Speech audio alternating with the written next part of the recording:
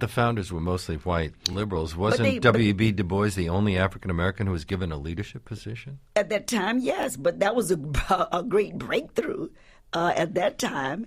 And so from that, we've had a lot of breakthroughs. So that's when there was dreams at that time.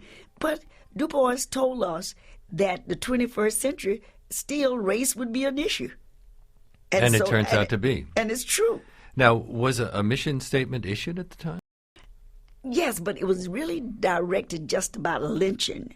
When they heard on the radio what was going on in Springfield, that's when they called the group together. That was just seeing, well, they wasn't seeing because it wasn't television at that time.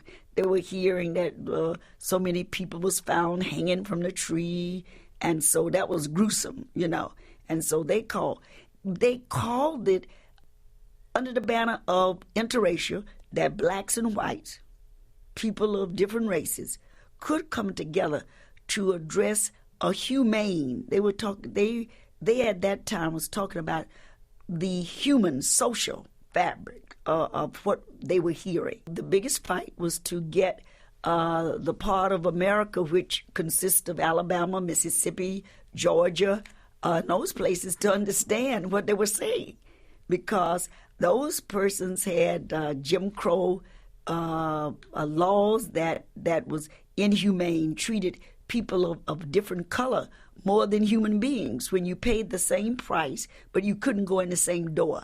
You paid the same price, but you couldn't sit on a stool. You had to take it out or eat it in the back. The same price when the sign says colored restroom, white restroom. The election of Barack Obama as president of the United States marks a major victory for equal rights in this country, and he's speaking at the conference next Thursday. Some argue that it has made civil rights groups irrelevant. What's your response to those people who've said that his election indicates that we live in a post-racial society?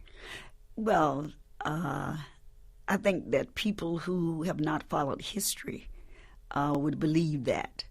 As you mentioned, we were founded here in New York in 1909.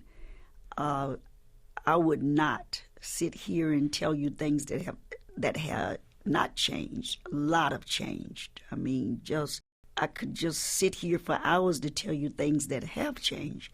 But I also have to remind the listeners that, yes, that's why our theme is bold dreams, big victories.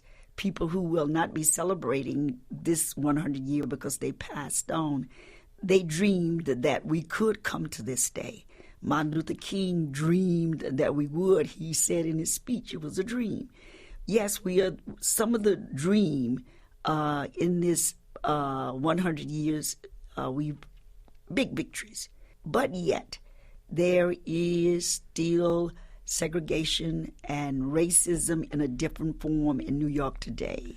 And not only in New York, but in this country, when we don't have quality education, public quality education, when all Americans are not insured health care, quality health care, when there are people who are able-bodied that want a job.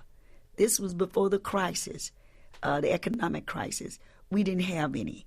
And now that we've moved through some of the harsh lynching, mobs riding in sheep, night riders, Meg Evers was killed because he was doing voter registration. And, of course, Swaney, Jordan, they were killed because they were helping people understand the political system. Emmett Till was killed because he just whistled at somebody. A lady. So, yes, we it's not as constantly, but we still have spurts coming up. James Byrd in Texas happened.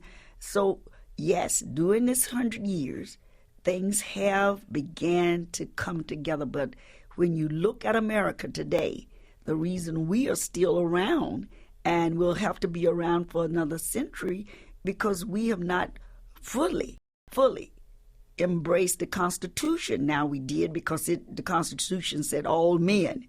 So we have fought, and women included in the composition that you look at, but not on an equal level. And what we are saying even now with the first Hispanic woman being selected by President Obama to go, because he is trying to do what the Constitution says. He's being inclusive. He's bringing in all of the races, all of the people.